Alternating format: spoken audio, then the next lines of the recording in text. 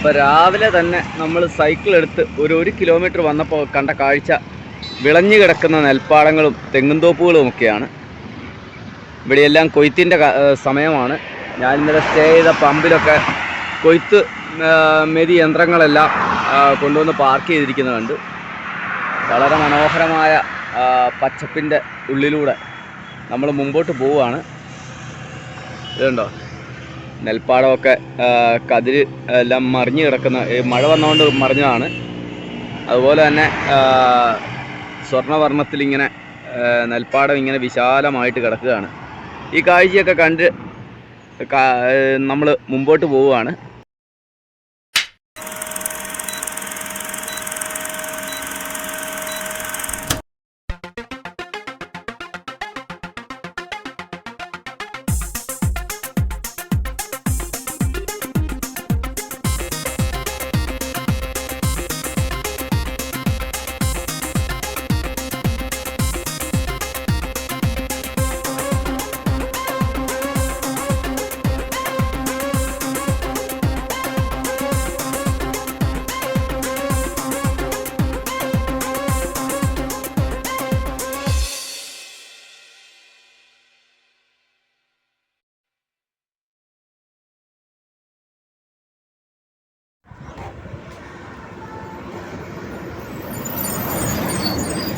അപ്പോൾ നമ്മൾ തേനി ഡിസ്ട്രിക്റ്റ് വിട്ട്, അതായത് തേനി മാവട്ടം കഴിഞ്ഞ് മധുര മാവട്ടത്തിലോട്ട് കയറിയിട്ടുണ്ട്.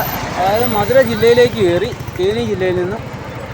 ഇനി നമ്മൾ മധുരയിലെ കൃഷിസ്ഥലങ്ങളിലൂടെയാണ് യാത്ര ചെയ്യുന്നത്. മധുരയുടെ രാജവീഥികളിലൂടെയാണ് നമ്മൾ നീങ്ങുന്നത്. അപ്പോൾ ഈ ലെവൽ ക്രോസ് ആണ് അതിൻ്റെ അതിര്. രണ്ട് ജില്ലകളുടെ റെയിൽവേ ലൈനാണെന്ന് തോന്നുന്നു, രണ്ട് ജില്ലകളുടെ അതിര്. ഇനിയിപ്പോൾ മധുര ജില്ലയുടെ കാഴ്ചകളിലേക്കാണ് നമ്മൾ പോകുന്നത്. മധുര ജില്ലയിൽപ്പെട്ട സ്ഥലങ്ങളാണ് രാജപാളയം, ശിവകാശിയൊക്കെ. അപ്പോൾ ആദ്യം നമുക്ക് മധുരയ്ക്ക് പോകാം. അങ്ങേ അമ്മനെ കണ്ടിട്ടണം. മധുര കാണാനാണ് പോകുന്നത്. അപ്പോൾ ഇവിടെ ഒരിഞ്ഞ ക്രിക്കറ്റ് കളി നടക്കുകയാണ്. അതിനിടയ്ക്കത് രാജപാളയോ അല്ല തീർത്ഥം പോകുന്നു. മുമ്പ് ചിപ്പിപ്പാറ ഡോയിനെ കണ്ടായിരുന്നു വഴിയെ നടക്കുന്ന. ചിപ്പിപ്പാറ അല്ല കേട്ടോ, ഇവിടുത്തെ ലോക്കൽ നായാണ്. ഇവിടെ ക്രിക്കറ്റ് മാച്ച് നടക്കുകയാണ്. കാടിന് നടുവിൽ മുകളിലൂടെ റെയിൽവേ പാലം കടന്നു പോകുന്നു. നമ്മുടെ ചെങ്കോട്ട വേളാങ്കണ്ണി പോകുന്ന വഴി ആ മുകളിൽക്കൂടെയുള്ള പാതയാണ്. ഭയങ്കര ക്രിക്കറ്റ് കളിയാണ്. കർണാടകത്തിലും തമിഴ്നാട്ടിലും ക്രിക്കറ്റ് കളിയാണ് ഏറ്റവും. നമുക്കുള്ള ഫുട്ബോളാണെങ്കിൽ ഇവിടെ ക്രിക്കറ്റാണ്. അപ്പം നമ്മളിങ്ങനെ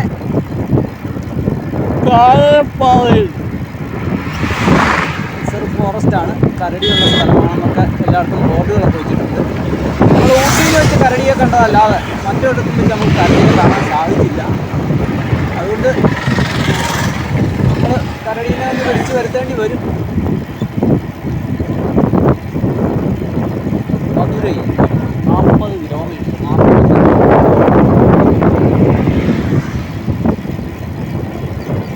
ഇറക്കമാണ്, അതുകൊണ്ട് വിട്ടു പോകാം. റേറ്റ് കുറവായതുകൊണ്ട് കുഴപ്പമില്ല. ഇവിടെ ചെറിയ ചെറിയ ഗ്രാമങ്ങൾ, ഊരുകൾ, നാറിയിട്ട് അതിൻ്റെ സൈഡിൽ കൂടി ഒന്നും പോകാൻ പറ്റിയല്ല, അത്രയ്ക്ക് വൃത്തികേടാണ്. അതുകൊണ്ട് നമ്മൾ മധുരയ്ക്ക് അകത്തോട്ടൊന്നും കയറിയില്ല. നമ്മൾ മധുരയുടെ വെളിയിൽ കൂടി ഇങ്ങ് പോന്ന്. ഉസ്ലാംപട്ടി വലത്തോട്ട് കയറിപ്പോയാൽ ഉസ്ലാംപട്ടിയാണ്. പഴയ പാട്ടുണ്ട്, ഉസ്ലാംപട്ടി പെൺകുട്ടി, അങ്ങനത്തെ ഒരു പാട്ടുണ്ടായിരുന്നു. അപ്പോൾ ആ പാട്ടൊക്കെ പാടിക്കൊണ്ട് നമ്മൾ പതിയെ മുമ്പോട്ട് പോവുകയാണ്. നമ്മുടെ ലക്ഷ്യം നേരെ ശിവകാശിയാണ്. അപ്പോൾ 44 കൂടിയാണ് പോകുന്നത്. നമ്മൾ 66 തുടങ്ങിയ യാത്ര 44 എത്തി നിൽക്കുകയാണ്. അപ്പോൾ ശരി, യാത്ര തുടരാം.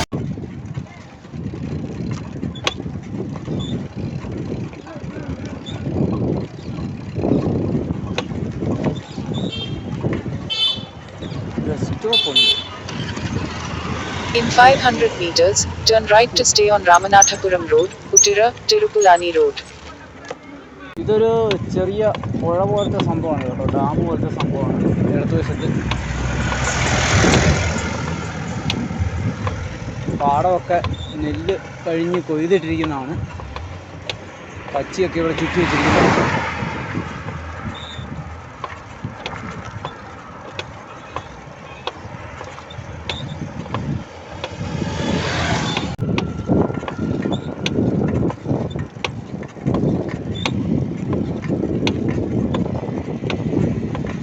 ഒരു പുഴയാണ് കേട്ടോ.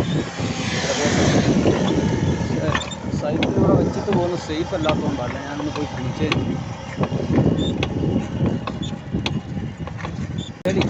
ചാണകവരൽ ഇവിടെ വെച്ചിട്ടുണ്ട്. ഇത് ദഹിപ്പിക്കാൻ വേണ്ടി ഉപയോഗിക്കുന്നതാണ്. ശവസംസ്കാരത്തിന് ഉപയോഗിക്കുന്ന Continue straight past your tower can come to stay on Ramanathapuram Road, Uttira, Tirupulani Road. കരിങ്കുലം എന്ന സ്ഥലത്താണ് ഞാനിപ്പോൾ. ഇവിടുത്തെ ഒരു വലിയ ക്ഷേത്രമാണ്. ക്ഷേത്രത്തോടനുബന്ധിച്ച് ഒരു വലിയ ശില്പം നിൽക്കുന്നത് കാണാം. ദേവീശില്പമാണ്. അതുപോലെ തന്നെ ഇവിടെ എല്ലാ ക്ഷേത്രങ്ങളിലും കാണുന്ന ഒരു ഇതുണ്ട്, കുതിരയെ കൊണ്ടു നടക്കുന്ന രണ്ടാളുകളുടെ ഒരു ശില്പം. അത് എനിക്ക് ചോദിച്ച് മനസ്സിലാക്കാൻ ഇവിടെ ആൾക്കാരൊന്നുമില്ല. ഇത് നല്ല വലിപ്പമുള്ളൊരു ക്ഷേത്രമാണ്. ഇവിടുത്തെ അത്യാവശ്യം പ്രസിദ്ധമായ ക്ഷേത്രമാണിത്. കാളിക്ഷേത്രമാണ്. കണ്ടോ, കാളിയമ്മയുടെ വലിയൊരു പ്രതിമ. അപ്പോൾ ഈ കാഴ്ചയൊക്കെ കണ്ട് നമ്മൾ മുന്നോട്ട് പോവുകയാണ്. തമിഴ്നാടിൻ്റെ ഉൾനാടൻ ഗ്രാമങ്ങളാണിത്. അവിടുത്തെ പ്രധാന ക്ഷേത്രങ്ങളിലൊന്നാണിത്. വന്ന വഴിയിൽ മൊത്തം മരങ്ങളാണ്. ഇത് കണ്ടോ, ഇതിൻ്റെ കമ്പ് വെട്ടിയാണ് ഇവർ കരി ഉണ്ടാക്കുന്നത്. ഇത് കണ്ടോ, ഇവിടെ കരിക്കൂനകൾ കണ്ടോ, അത് അടിയിൽ കച്ചിയിട്ട് കത്തിച്ച് പുകയ്ക്കുകയാണ്. അങ്ങനെ പുകച്ച് ആ വിറകിനെ പുകച്ച് കരിയെടുക്കുന്ന ഒരു രീതിയാണ്. ഈ പ്രദേശത്ത് മുഴുവൻ അങ്ങനത്തെ രീതിയാണ് കേട്ടോ. കാരണം ഈ മരങ്ങളൊക്കെ വെട്ടി മാറ്റി അവർ കൃഷിക്ക് അനുയോജ്യമായ ഭൂമിയാക്കി മാറ്റുകയാണ്. അപ്പം കിട്ടുന്ന ഈ വിറക് അവരിങ്ങനെ കരിയാക്കിയിട്ട് മറ്റ് സംസ്ഥാനങ്ങളിലോട്ട്, നമ്മുടെ നാട്ടിലോട്ടൊക്കെ വരുന്ന ഇവിടെ നിന്നാണ്. ഇങ്ങനെ കരി ഉണ്ടാക്കുന്ന പ്രദേശമാണ് ഈ ഏരിയ മുഴുവൻ. ഏകദേശം ഒരു 10-20 കിലോമീറ്റർ ആയിട്ട് ഈ മരങ്ങളാണ് മൊത്തം. ഇതിൻ്റെ ഇല ആടിന് തീറ്റയായിട്ട് കൊടുക്കും. അതോടൊപ്പം തന്നെ അതിൻ്റെ തടി എടുത്തിട്ട്, തടി ചെറിയ കട്ടി കുറഞ്ഞ തടിയാണെങ്കിൽ കൂടെ നല്ല ബലമുള്ള തടിയാണ്, കരി ഉണ്ടാക്കാൻ പറ്റിയ തടിയാണ്. അതിങ്ങനെ അടുക്കി വെച്ച് കൂന കൂട്ടി ഉണ്ടാക്കിയിട്ട് അതിൻ്റെ അകത്ത് ചൂള പോലെയാക്കും. എന്നിട്ട് അതിൻ്റെ അകത്ത് കച്ചിയിട്ട് കത്തിക്കുമ്പോൾ അതിങ്ങനെ പുകഞ്ഞുകൊണ്ടിരിക്കും. അങ്ങനെ ഇത് തടി മുഴുവൻ കരിയായി മാറുന്ന ഒരു രീതിയാണ്. നമ്മൾ പൊക്കോണ്ടിരിക്കുകയാണ്. കണ്ടോ, ഇതാണ് ഇവിടുത്തെ മെയിൻ പരിപാടി. ട്രാക്ടറിലാണ് സർവ്വ സാധനങ്ങളും കൊണ്ടുപോകുന്നത്. നമ്മുടെ നാട്ടിൽ കാണാത്ത ഒരു കാഴ്ച. ഏത് സാധനം ഏത് വഴിയും കൊണ്ടുപോകാൻ പറ്റും ട്രാക്ടറിൽ. സ്ലോയിൽ പോകുന്നേ ഉള്ളൂ. എന്നാലും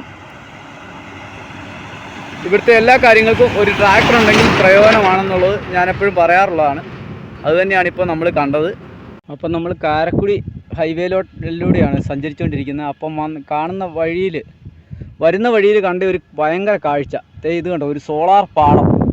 കിലോമീറ്ററുകളാണ് സോളാർ ഫിറ്റ് ചെയ്തിരിക്കുന്നത്. ഇതുണ്ടോ, കാരക്കുടി ഹൈവേ ആണിത്.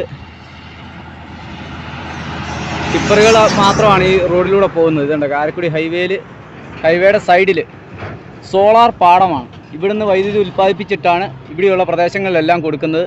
അങ്ങനെ വൈദ്യുതി മേഖല എങ്ങനെ പ്രയോജനപ്പെടുത്താം, ഏതൊക്കെ രീതിയിൽ പ്രയോജനപ്പെടുത്താം. കാറ്റാടിപ്പാടങ്ങൾ നമ്മൾ കണ്ടു. അതുപോലെ തന്നെ ഡാമുകളിൽ നിന്നുള്ളത് കണ്ടു. ഇപ്പോൾ ഇതാ ഏറ്റവും ആധുനികമായ സോളാർ പാടം.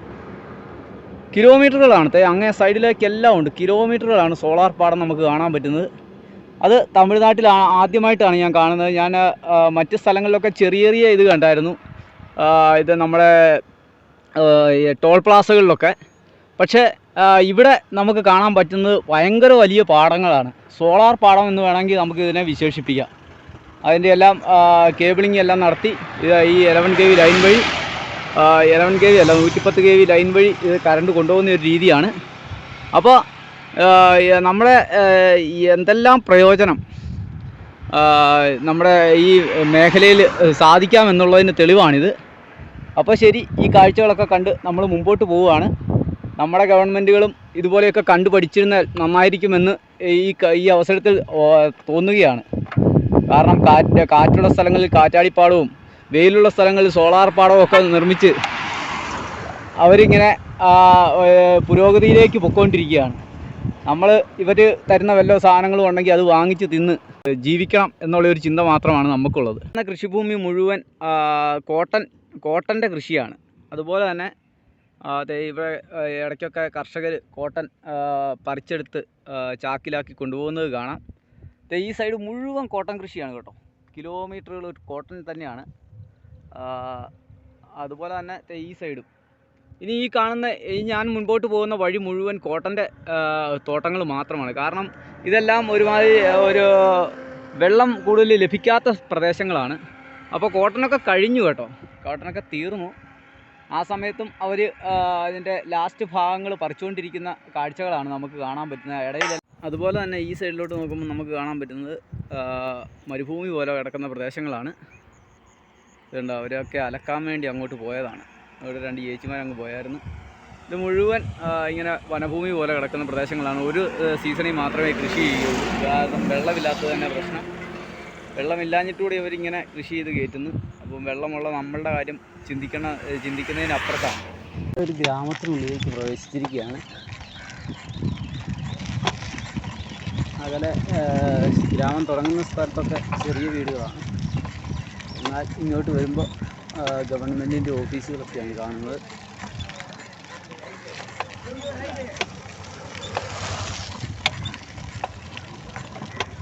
இந்த ஊர் பேர் என்னண்ணா? ஊர் பேர் என்ன? കുരിശിനമട്ടി. Okay, thank you. അപ്പോൾ കുരിശിനമട്ടി എന്ന ഗ്രാമത്തിലാണ് നമ്മളുള്ളത്. ചെറിയൊരു ഗ്രാമമാണ്. നമ്മൾ ഏകദേശം 12 കിലോമീറ്റർ ഹൈവേയിൽ നിന്ന് കയറി വന്നപ്പോഴാണ് ഈ ഗ്രാമം കിട്ടിയത്. കുരിശിനപ്പട്ടി. ഇവിടുത്തെ പോസ്റ്റ് ഓഫീസാണ് എൻ്റെ ഫ്രണ്ടിൽ കാണുന്നത്. അപ്പോൾ ഗ്രാമത്തിനുള്ളിലൂടെ നമ്മളിങ്ങനെ യാത്ര ചെയ്യുകയാണ്. ഗ്രാമത്തിൻ്റെ ചുറ്റുവട്ടം മുഴുവൻ കൃഷി സ്ഥലങ്ങളാണ്. അപ്പോൾ ഇവിടുത്തെ ചെറുപ്പക്കാർക്കൊക്കെ ഒരു ട്രാവലർ എന്താണെന്നറിയാം. പക്ഷേ വലിയ ആൾക്കാരൊക്കെ നോക്കാറില്ല. ഇത് കണ്ടോ, ഒരു ആടിൻ്റെ തൊഴുത്ത്. ആട്ടുംകൂടാണ്, പശുവിനാണല്ലോ തൊഴുത്തല്ലേ. അതന്നെ ആട്ടും കണ്ടോ, മീൻ കിടന്ന് ചാടുന്നുണ്ടോ. ഇതൊക്കെ മീൻ കിടന്ന് പിടയ്ക്കുന്ന പിടമുണ്ടോ. ഓ, എത്ര മീനാണെന്ന് നോക്കിയാൽ ചാടുന്നു. ഫുള്ള് മീനാണ്. ഇവിടെയൊന്നും ആരും മീൻ പിടിക്കുന്നില്ല എന്നാണ് എനിക്കൊരു സംശയം. ചതുപ്പാണ് കേട്ടോ. മീൻ കിടന്ന് ചാടുന്ന ചാട്ടം കണ്ടോ. അപ്പോൾ ഇതൊരു പക്ഷി സങ്കേതമാണ് കേട്ടോ. കാരണം ഒരുപാട് ടൈപ്പ് പക്ഷികളെ ഇവിടെ കാണാൻ പറ്റും. നമ്മുടെ ഒരു കുട്ടനാട് പോലെയുള്ളൊരു പ്രദേശമാണ്. ചതുപ്പാണ്. കുട്ടനാട് പോലെ താന്ന് കിടക്കുന്നതല്ല, ചതുപ്പ് പ്രദേശമാണ്. ഇതുണ്ട്, ധാരാളം മീനുണ്ട്. മീൻ കിടന്ന് പൊളയ്ക്കുന്ന പൊളവ് കണ്ടോ. ഒരു വീശി ഇപ്പോൾ ആ കിടക്കുന്ന വരാലിനെ മുഴുവൻ കിട്ടും. വരാലല്ല, മുഷിയാണെന്ന് തോന്നുന്നു. ഇഷ്ടം പോലെ അതേ ഇതുണ്ട്, വെട്ട് കണ്ടോ. ദൈവമേ, ഇവിടെ ആരുമില്ല മീൻ തിന്നുന്നത്. അപ്പോൾ ഇവിടെ ഒരു ക്ഷേത്രമൊക്കെ ഉണ്ട് കേട്ടോ. അതിൻ്റെ സമീപത്തൂടെയാണ് പോകുന്നത്. ഇനിയിപ്പോൾ ക്ഷേത്രക്കുളത്തിലെ മീനായതുകൊണ്ട് ആൾക്കാർ പിടിക്കാത്തതാണോന്ന് എനിക്കറിയില്ല. അപ്പോൾ ചതുപ്പ് നിറഞ്ഞൊരു പ്രദേശം, നിറച്ച് പലതരം പക്ഷികളെ കണ്ടു. ഒരു ബോൾ പോലെയൊക്കെ, താറാവിനെ പോലെയൊക്കെ ഇരിക്കുന്ന കുഞ്ഞു പക്ഷികളെയൊക്കെ കണ്ടു. വേണ്ട, അതിൽ നടപ്പുണ്ട്.